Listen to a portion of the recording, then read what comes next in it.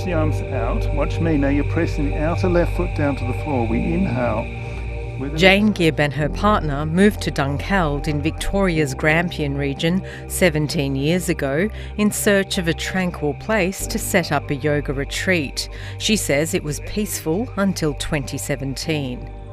The commercial kangaroo shooters moved into the town and started shooting kangaroos very close to our property, like when I say very close, like 60 metres away from our front door.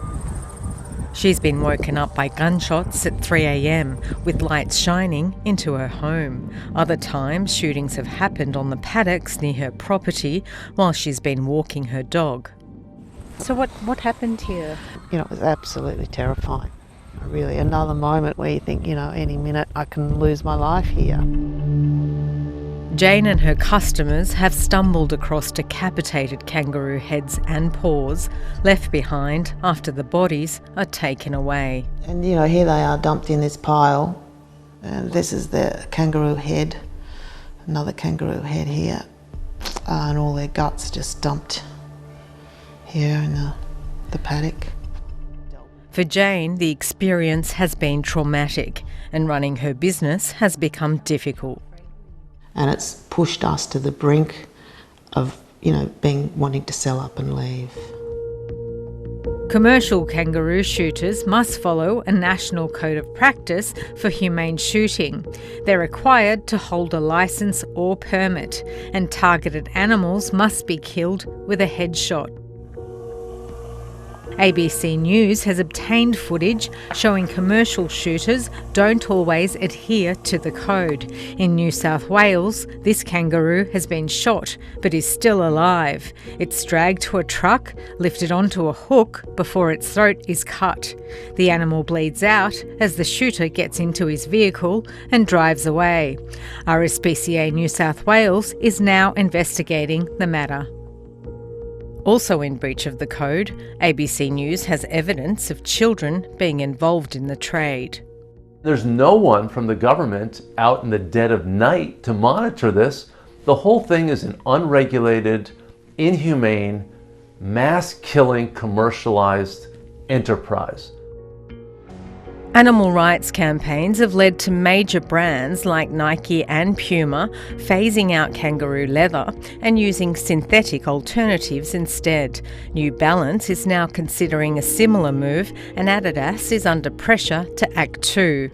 ABC News can reveal American politicians are set to look at legislation that would ban kangaroo products across the United States. We don't have to buy those products that we know come from a commercial hunt that results in cruelty and orphaning of hundreds of thousands of juvenile animals. The joeys are the unknown victims of this commercial shoot.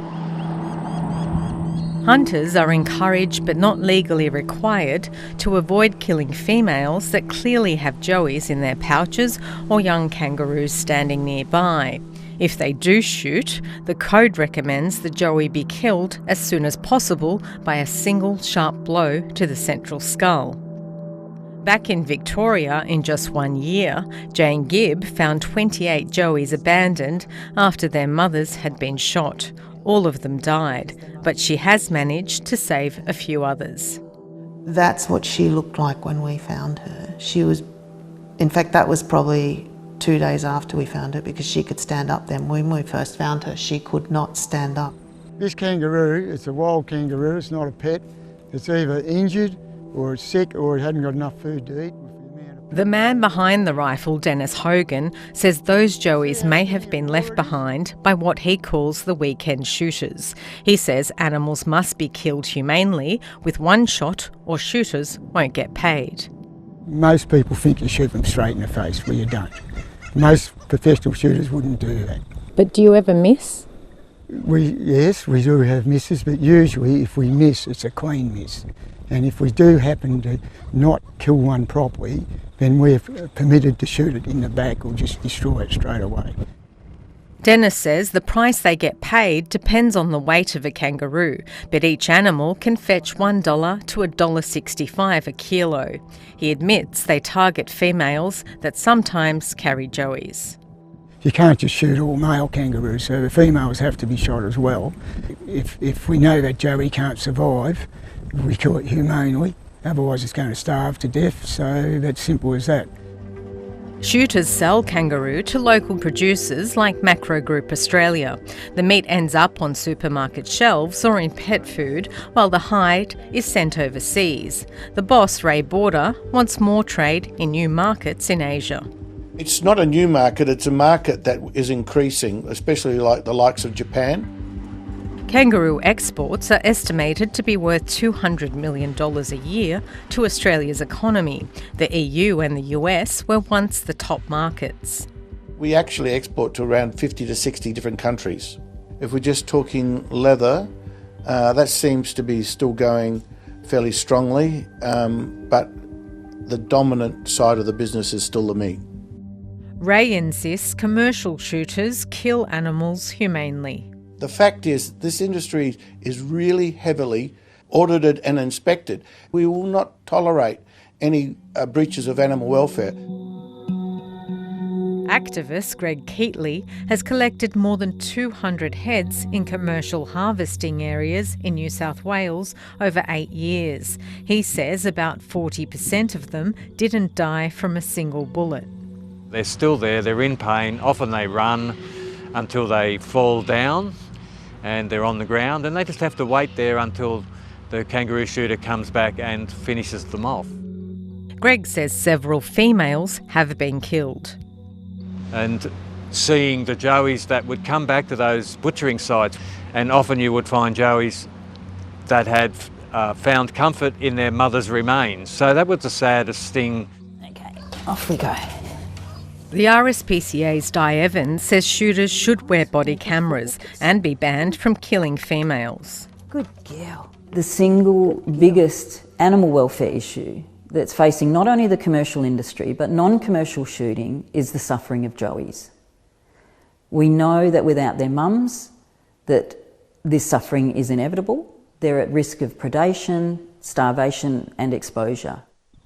State governments say there's an overpopulation of kangaroos that needs to be managed, but animal rights groups and others have argued the population estimates used to justify annual hunting quotas are overstated.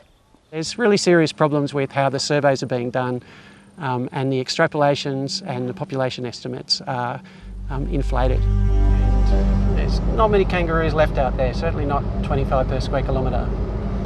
Ecologist Ray Miatvesh warns some species could be wiped out as state governments have added more to the kill list and zones for shooting are extended. There's also the risk of fire, drought and climate change. So we continue to just drive kangaroos over the edge of a cliff. But others, providing the modelling to state governments, defend it. That if there is no commercial harvest, no professional field processes operating, it'll become a free-for-all with landholders being able to take the law into their own hands. Jane Gibb hopes the exodus of big brands means the end of the kangaroo trade is near. And I think it sends a very strong message to not only farmers, but the population of our country that this abuse has to stop. We have to find another way of living with our wildlife and preserving our wildlife. Despite the industry being surrounded by controversy since the 1970s, state governments continue to back it.